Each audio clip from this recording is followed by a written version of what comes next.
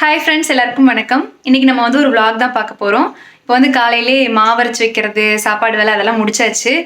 மாவு அரைச்சு வச்சிட்டோம் அப்படின்னாலே ஏதோ ஒரு பெரிய டாஸ்க் கம்ப்ளீட் பண்ண மாதிரி தான் இருக்கு. ஒரு 4 நாளைக்கு பிரச்சனையே இல்லை அப்படிங்கிற மாதிரி இருக்கும். அதனால அந்த வேலையை முடிச்சாச்சு. 2 மாவு அரைச்சு வச்சேன். ஒன்று வந்து இட்லி தோசை மாவு, இன்னொன்று ராகி மாவு. இது ராகில வந்து தோசையும் ஊற்றிக்கலாம், இட்லியும் ஊற்றிக்கலாம், அந்த மாதிரி மாவு. ஆக்சுவலாக இட்லி தோசைக்கு தான் அரிசி உளுந்தெல்லாம் ஊற வச்சேன். ஆனால் இந்த டைம் உளுந்து பார்த்தீங்கன்னா பயங்கரமா மாவாயிருச்சு. அந்த எக்ஸ்ட்ரா வந்து உளுந்து மாவு என்ன பண்ணலாம்னு யோசிச்சுட்டு இருந்தப்போ சரி ஓகே ராகி ஊற வச்சு சேர்த்து அரைச்சு வச்சிடலாம் அப்படின்னு சொல்லிட்டு அதையும் பண்ணிட்டேன். ராகி தோசை மாவு வந்து நான் ஆல்ரெடி ஒரு vlogல கூட ஷேர் பண்ணியிருந்தேன். எப்படின்னா ஒரு 2 டம்ளர் ராகி, 2 டம்ளர் அளவுக்கு முழு ராகி, 1 டம்ளர் அளவுக்கு இட்லி அரிசி, அப்புறம் வந்து ஒரு 1/2 டம்ளர் உளுந்து, இதை வந்து நம்ம அரைச்சு உப்பு போட்டு மிக்ஸ் பண்ணி வச்சுக்கலாம். இந்த மாதிரி சில நேரங்களில் உளுந்து அதிகமாக மாவாயிடுச்சு அப்படின்னா முழு ராகி போட்டு ஊற வச்சு அரைச்சி மிக்ஸ் பண்ணி வைக்கலாம். அப்படி இல்லைன்னா ராகி மாவு இருக்கு இல்லையா, அதை போட்டு மிக்ஸ் பண்ணி வச்சு அந்த மாவு புளிச்சதுக்கு அப்புறமா நம்ம தோசை ஊற்றிக்கலாம். ராகி மாவில் பண்ணுறது வந்து தோசைக்கு சூப்பராக வரும். ஸோ ட்ரை பண்ணி பாருங்க. இனி வந்து மத்தியானத்துக்கு பார்த்தீங்கன்னா மீன் குழம்பு செய்யலான் இருக்கேன். மீன் எடுத்து வரேன்னு சொல்லியிருக்காங்க. ஸோ மீன் குழம்பு செய்ய போகிறேன். அதுக்கு முன்னாடி எனக்கு ஒரு ரூம் வந்து கம்ப்ளீட்டாக க்ளீன் பண்ண வேண்டியிருக்குது. மேலே ஸ்லாப்லாம் பார்த்தீங்கன்னா பயங்கர ஒட்டுற, அது எல்லாமே க்ளீன் பண்ணணும். ஸோ இந்த vlog வந்து கண்டிப்பாக இன்ட்ரெஸ்டிங்காக இருக்கும் அப்படின்னு சொல்லி நம்புகிறேன். இப்போ வந்து க்ளீன் பண்ணிவிட்டு அதுக்கப்புறமா வேறு வேலையில் பார்க்கலாம். இப்போ இந்த திங்ஸ் எல்லாம் பார்த்தீங்கன்னா மேலே ஸ்லாப்பில் பயங்கரமாக குப்பை மாதிரி இருந்துச்சு. ஸ்லாப்பெல்லாம் க்ளீன் பண்ணிவிட்டு அதுக்கப்புறமா கொஞ்சம் ஒழுங்காக அடுக்கி வைக்கணும். தேவையில்லாதெல்லாம் டீக்ளட்டர் பண்ணணும். ஸோ நான் இப்போ வந்து ஸ்லாப் மேலே க்ளீன் பண்ணணும் அப்படிங்கிறனால அந்த பெட்டு மேலே தூசியெல்லாம் விழுந்துடக்கூடாது அப்படின்ட்டு பாய் போட்டுக்கிறேன். ஏன்னா க்ளீன் பண்ணி முடிச்சதுக்கப்புறம் பாயை வந்து ஈஸியாக வாஷ் பண்ணிக்கலாம். அதனால தான் நான் வந்து ஆல்ரெடி ரூம் ஆர்கனைசேஷன் அப்படின்னு சொல்லிட்டு ஒரு வீடியோ போட்டிருந்தேன். அது வந்து இன்னொரு ரூம் தான். டீப் க்ளீன் பண்ணி ஆர்கனைஸ் பண்ணுற மாதிரி வீடியோ போட்டிருப்பேன். பொதுவாகவே இந்த மாதிரி டீப் க்ளீனிங் அப்படின்னா ஃபுல் வீடும் ஒரே நாளில் பண்ணோம் அப்படின்னா கண்டிப்பாக டயர்ட் ஆயிடுவோம். அதனால் இந்த மாதிரி சின்ன சின்னதாக ஒரு ஒரு ரூம் ஒரு ஒரு நாளைக்கு இந்த மாதிரி க்ளீன் பண்ணலாம் அப்படின்னு சொல்லிட்டு நம்ம ஷெடியூல் போட்டு வச்சு பண்ணோம் அப்படின்னா நமக்கு ரொம்ப ஈஸியாக இருக்கும். ஸ்லாப்பில் தூக்கி போடுறதுக்கு ஒரு அட்டைப்பெட்டியோ இல்லைனா இந்த மாதிரி ஒரு ஸ்டோரேஜ் பேக் இருந்துச்சுன்னா நம்ம உள்ளே வைக்கக்கூடிய திங்ஸ் எல்லாமே கொஞ்சம் சேஃபாக இருக்கும். அதுலேயும் வந்து இந்த மாதிரி ஸ்டோரேஜ் பேக் அப்படின்னா உள்ளே வைக்கிறது ரொம்ப சேஃபாக இருக்குது. ஸோ இந்த ஸ்டோரேஜ் பேக்கில் நான் வந்து ட்ராவல் பேக் இருக்கு இல்லையா, அது எல்லாமே வச்சிடுறேன். இதே மாதிரி நம்ம இதில் வந்து கொஞ்சம் எக்ஸ்ட்ரா இருக்க துணிகள், நம்ம வந்து அதிகமாக யூஸ் பண்ணாத துணிகள், வார்ட்ரோப்பில் வைக்க முடியாத துணிகள்லாம் ஸ்டோர் பண்ணி நம்ம மேலே வச்சுக்கலாம். அதே மாதிரி எக்ஸ்ட்ரா பில்லோஸ் இருந்தாலும் ஒரு பேக்கில் ஸ்டோர் பண்ணலாம். இந்த ட்ரெட்மில் பற்றி பார்த்தீங்கன்னா ஒரு vlogல கூட சப்ஸ்கிரைபர் ஒருத்தவங்க கேட்டிருந்தாங்க. என்னக்கா ட்ரெட்மில் வாங்கிட்டீங்களா புதுசா அப்படின்னு சொல்லி கேட்டிருந்தாங்க. ஸோ இது வந்து நாங்கள் வாங்கலை, அம்மாவுக்காக ஊரில் அப்பா வாங்கி வச்சுருந்தாங்க. அதாவது அவங்களுக்கு கொஞ்சம் ஹெல்த் இஷ்யூஸ் இருக்குது அப்படிங்கிறனால டெய்லியுமே எக்ஸசைஸ் அந்த மாதிரிலாம் பண்ணணும். ஸோ வீட்டிலேருந்தே பண்ணுற மாதிரிங்கிறனால ஒரு சில ஐட்டம்ஸ்லாம் அப்பா வாங்கி கொடுத்துருந்தாங்க.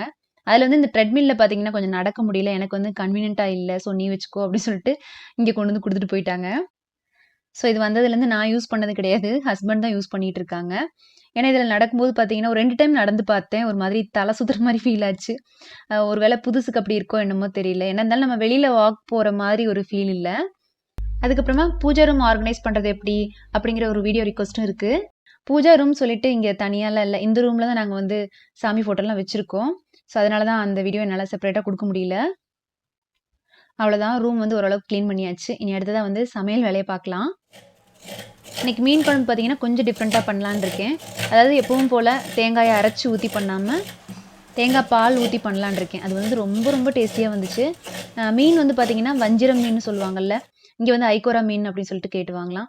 ஸோ அந்த மீன் தான் இன்றைக்கி எடுத்துகிட்டு வந்திருக்காங்க. தேங்காய் பாலுக்கு ஒரு 1.5 முடி தேங்காய் அதை வந்து துருவி வச்சாச்சு. ஸோ நம்ம வந்து இந்த பக்கம் தேங்காய் துருவிட்டு இருக்கும்போது மித்து வந்து கார் ஓட்டி ஓட்டி விளையாடிட்டு இருந்தான். என்ன மித்து பண்ணிட்டு இருக்கேன்?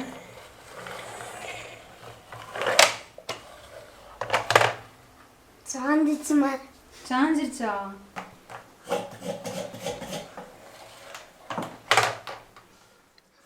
மீன் குழம்புக்கு மசாலா அரைக்கிற மெத்தட் பார்த்தீங்கன்னா கொஞ்சம் கிட்டத்தட்ட எப்பவும் பண்ணுற மாதிரி தான் இருக்கும். ஏன்னா தேங்காய் மட்டும் கூட போட்டு அரைக்க போகிறதில்ல, அது வந்து நம்ம தனியாக தேங்காய் பால் எடுத்து வச்சு மிக்ஸ் பண்ண போகிறோம், அவ்வளோதான்.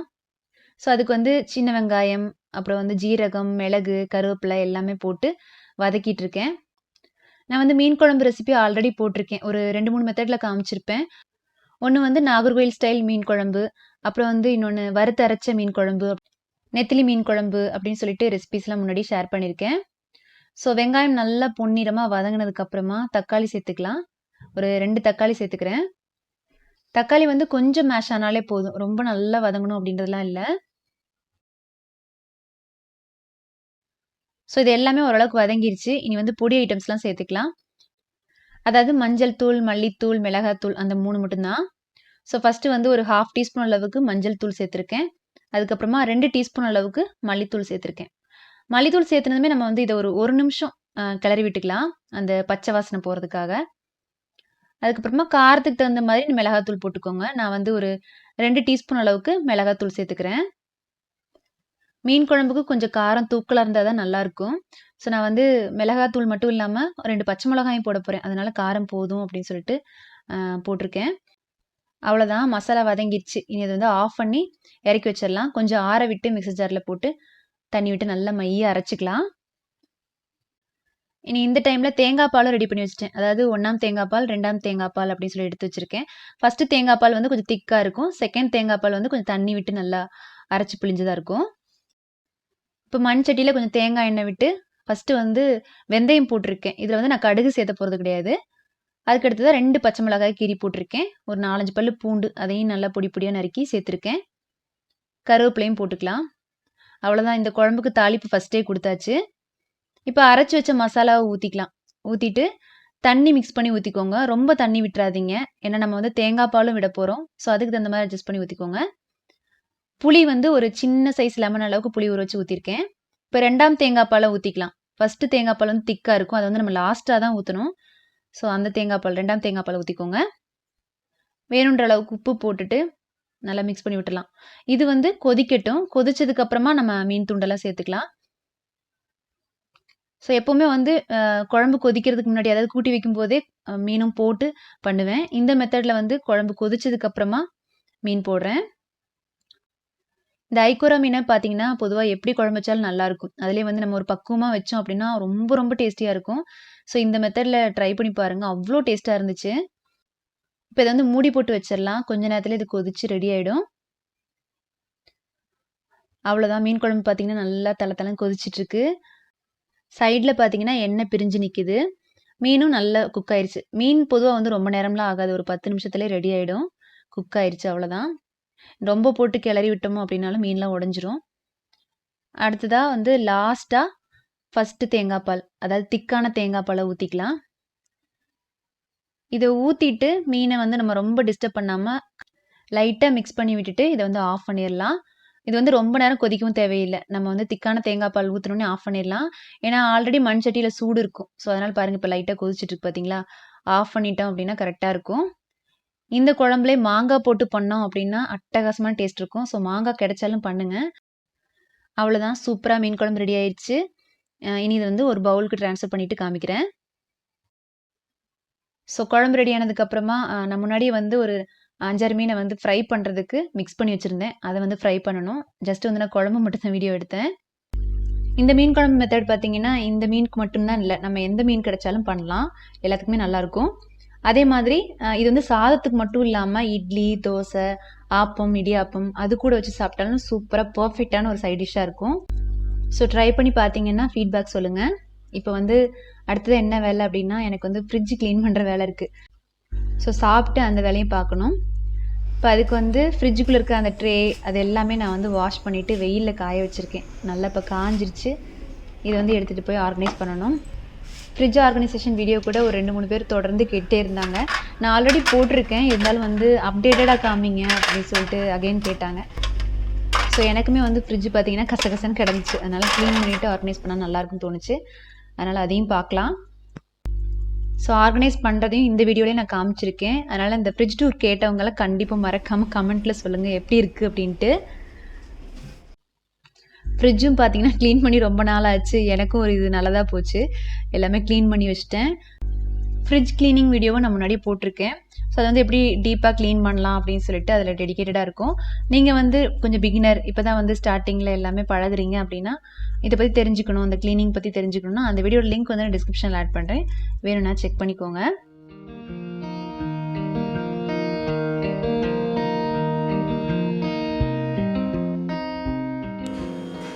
ஸோ ஃப்ரிட்ஜில் பார்த்தீங்கன்னா இப்போ வந்து ஒரு சில சின்ன சின்ன சேஞ்சஸ் மட்டும் தான் பண்ணியிருக்கேன். நிறையெல்லாம் சேஞ்ச் பண்ணல. ஆல்ரெடி வச்சுருந்த மாதிரி தான், பட் கொஞ்சம் மட்டும் டிஃப்ரெண்ட்டாக இருக்கும். இப்போ இந்த ஃபஸ்ட் ரோவில் வந்து இதில் பச்சை மிளகா, அடியில் வந்து டிஷ்யூ பேப்பர் போட்டு பச்சை மிளகா வச்சுருக்கேன். இது வந்து அக்ரிலிக் கண்டெய்னர், ஹோம் சென்டரில் வாங்கினது தான். முன்னாடி நான் வந்து ஃப்ரிட்ஜ் ஆர்கனைசேஷன் வீடியோ போட்டிருந்தப்போ ஒரு சில கண்டெய்னர்ஸோட லிங்க் எல்லாமே கேட்டிருந்தாங்க. ஆன்லைனில் வாங்கினதோட லிங்க் வந்து நான் டிஸ்கிரிப்ஷனில் ஆட் பண்ணிடுறேன். நிறைய வந்து நான் ஷாப்லேயே வாங்கியிருப்பேன். இப்போ இந்த கூடையெல்லாம் பார்த்தீங்கன்னா ஷாப்பில் வாங்கினது தான், அதனால் இதோட லிங்க்லாம் ஷேர் பண்ண முடியல. ஸோ இது வந்து இந்த கூடையில் வந்து தக்காளி போட்டு வச்சுருக்கேன். எப்போவுமே தக்காளி பார்த்தீங்கன்னா இதே மாதிரி பேஸ்கெட்டில் ஸ்டோர் பண்ணிகிட்ருக்கேன். அப்புறம் இதே மாதிரி இன்னொரு கண்டெய்னரில் இஞ்சி போட்டு வச்சுருக்கேன். இதில் இஞ்சி இருக்குது. இதுக்கு கீழே கருவேப்பிலை நல்லா வாஷ் பண்ணிவிட்டு ஈரம்லாம் போனதுக்கப்புறமா உருவி இந்த மாதிரி கண்டெய்னரில் போட்டு வச்சுருக்கேன். அடுத்து அதுக்கு கீழே இருக்கிற ரோலில் பார்த்தீங்கன்னா இதில் வந்து கொத்தமல்லி இலை போட்டு வச்சுருக்கேன். கொத்தமல்லி இலை பார்த்தீங்கன்னா இந்த மாதிரி மேலே டிஷ்யூ பேப்பர் வச்சுருக்கேன். கொஞ்சம் அந்த ஈரமெல்லாம் அப்சார்ப் ஆகும் அப்படிங்கிறனால டிஷ்யூ பேப்பர் போட்டு வச்சுருக்கேன். அடியில் வந்து நான் டிஷ்யூ பேப்பர் போடலை, ஏன்னா இதுக்குள்ளே பார்த்தீங்கன்னா ஒரு ட்ரே மாதிரி இருக்குது. இலையிலேருந்து தண்ணி விழுந்தாலும் அடியில் பார்த்தீங்கன்னா பேஸ்கெட் அடியில் இந்த மாதிரி தங்கிரும். ஸோ தண்ணி ஒட்ட தான் அந்த இலையெல்லாம் சீக்கிரம் ஒரு மாதிரி ஸ்பாயில் ஆகும். அதனால் இந்த பேஸ்கெட் வாங்கினேன். இந்த 2 கண்டெய்னருமே செட்டாக அமேசானில் வாங்கினது தான். அதே மாதிரி இந்த கண்டெய்னரில் புதினாவும் லெமனும் போட்டு வச்சுருக்கேன். அடுத்தது இந்த பாக்ஸில் வந்து முட்டை இருக்குது. அப்புறம் இதில் பட்டர், வீட்லேயே எடுக்கிற பட்டர் தான். பாலாடையெல்லாம் சேர்த்து வச்சு கொஞ்சம் நிறைய சேர்ந்ததுக்கப்புறமா பட்டர் எடுத்துருவேன். அதே மாதிரி தயிர் நிறைய சேர்ந்துச்சு அப்படின்னாலும் அதுலேருந்து பட்டர் எடுத்து வச்சுக்குவேன். ஸோ அடுத்ததாக அதுக்கு கீழே பார்த்தீங்கன்னா இந்த மாதிரி ஒரு பேஸ்கெட், இதுக்குள்ளே வந்து காய்கறியெல்லாம் போட்டு வச்சுருக்கேன். காய்கறின்னு நம்ம வந்து பீன்ஸு, கேரட்டு அந்த மாதிரி சின்ன சின்ன காயெல்லாம் இருக்கும் இல்லையா, அதெல்லாம் வந்து க்ளாத் பேக்கில் போட்டு வச்சுருக்கேன். இதுக்குள்ளே கேப்சிகம், வெள்ளரிக்காய் இருக்குது. அப்புறம் இதில் கேரட் இருக்குது. இதுக்கு அடுத்ததாக இதில் என்ன இருக்குது அப்படின்னா முளைக்கட்டின பச்சைப்பயிர் இருக்குது. நான் வந்து முதல் நாளே ஸ்ப்ரவுட் ஆக்கி வச்சுருந்தேன் பச்சைப்பயிரை. அது காலையிலே கொஞ்சம் சாலட் மாதிரி சாப்பிட்டோம், ஒரு 11 மணி வாக்கில் சாப்பிட்டோம். மிச்சம் கொஞ்சம் இருந்துச்சு, அதை வந்து இந்த மாதிரி போட்டு வச்சுருக்கேன். நம்ம மறுபடியும் வந்து சாலட் மாதிரி பண்ணி சாப்பிட்டுக்கலாம், இல்லைனா நம்ம புலாவ் மாதிரி பண்ணி கூட சாப்பிட்டுக்கலாம். இந்த பச்சைப்பயிறு முளைக்கட்டின பச்சைப்பயிரில் புலாவ் பண்ணோம் அப்படின்னா ரொம்ப நல்லாயிருக்கும். இதுக்கு பின்னாடி வந்து புளி பேஸ்ட் இருக்குது. புளி வந்து ஒரு 2 மாதத்துக்கு ஒருக்க இந்த மாதிரி பேஸ்ட் பண்ணி வச்சுக்கிட்டோம் அப்படின்னா நம்ம புளி குழம்புக்கு அப்புறம் ரசம் அந்த மாதிரிக்கெலாம் யூஸ் பண்ணிக்கலாம். இது வந்து இன்ஸ்டன்ட் ரசம் அப்படின்னு சொல்லிட்டு ஒரு வீடியோ போட்டிருந்தேன். அதில் வந்து புளி பேஸ்ட் எப்படி ரெடி பண்ணுறதுன்னு கூட காமிச்சிருப்பேன். இது ஒன்ஸ் ரெடி பண்ணி வச்சிட்டோம் அப்படின்னா நமக்கு ரொம்பவே டைம் சேவிங்காக இருக்கும். இதே மாதிரி நமக்கு வந்து இஞ்சி பூண்டு பேஸ்ட்டும் ரெடி பண்ணி வச்சுட்டோம் அப்படின்னா ரொம்ப டைம் சேவிங்காக இருக்கும். ஸோ அது எப்பவுமே ப்ரிப்பேர் பண்ணி வச்சுருப்பேன், அது வந்து தீந்துருச்சு. அதனால் இந்த ஃப்ரிட்ஜில் அது ஒன்று மட்டும் இப்போ மிஸ்ஸிங்காக இருக்கும். அடுத்ததாக காலையில் அரைச்சி வச்ச இட்லி தோசை மாவு, இதில் வந்து ராகி மாவு இருக்குது. ஸோ மாவு நல்லா பொங்கி வந்ததுமே மிக்ஸ் பண்ணிவிட்டு ஃப்ரிட்ஜுக்குள்ள வச்சுட்டேன். இதில் ஒன்று மட்டும் மிஸ்ஸிங்காக இருக்கும், என்னென்னா அந்த வெஜிடபிள் பேஸ்கெட் தான். கீழே இருக்கும் பார்த்தீங்களா அந்த பேஸ்கெட், அதோட மூடி வந்து உடஞ்சிருச்சு. நான் வந்து முன்னாடி ஃப்ரிட்ஜ் டூர் போட்டிருந்தப்போ சொல்லியிருந்தேன், ஸோ மூடி உடஞ்சிருச்சு அப்படின்ட்டு. சர்வீஸ் சென்டரில் கேட்டப்போ கிடைக்கல. அதுக்கப்புறம் பார்த்தீங்கன்னா நானும் அப்படியே விட்டுட்டேன். பட் ஒரு சில சப்ஸ்கிரைபர்ஸ் சொன்னாங்க, நீங்கள் ஏதாச்சும் கிளாஸ் ஷாப்பில் போய் அந்த கரெக்டான அளவுக்கு தகுந்த மாதிரி கட் பண்ணி வாங்கிக்கோங்க, கிடைக்கும் அப்படின்னு சொன்னாங்க. பட் எனக்கு என்னமோ இது ரொம்ப கன்வீனியண்ட்டாக பழகிருச்சு, இந்த மாதிரி வைக்கிறது தான் ஈஸியாக இருக்குது. ஸோ அதனால் அது தேவையில்லை அப்படின்னு சொல்லிட்டு நானும் வாங்கலை. இப்போ சைட் டோரில் என்ன வச்சுருக்கேன் அப்படின்னா இதில் வந்து கொஞ்சம் நட்ஸ் எல்லாம் போட்டு வச்சுருக்கேன். ட்ரை ஃப்ரூட்ஸு, நட்ஸ் அந்த மாதிரி போட்டு வச்சுருக்கேன். இதில் என்ன இருக்குது அப்படின்னு பார்த்தீங்கன்னா மல்லி, ஜீரகம், மிளகு இது எல்லாமே போட்டு அரைச்சி வச்ச தூள் தான். பச்சைப்பயிறு, பாசிப்பருப்பு, அதுக்கப்புறம் கொள்ளு குழம்பு, பொரியல் அந்த மாதிரி வெரைட்டிக்கெலாம் நம்ம இதை யூஸ் பண்ணலாம். இந்த பொடி போட்டோம்னா நல்லா வாசனையாக இருக்கும், அதனால் அதை அரைச்சி வச்சுருக்கேன்.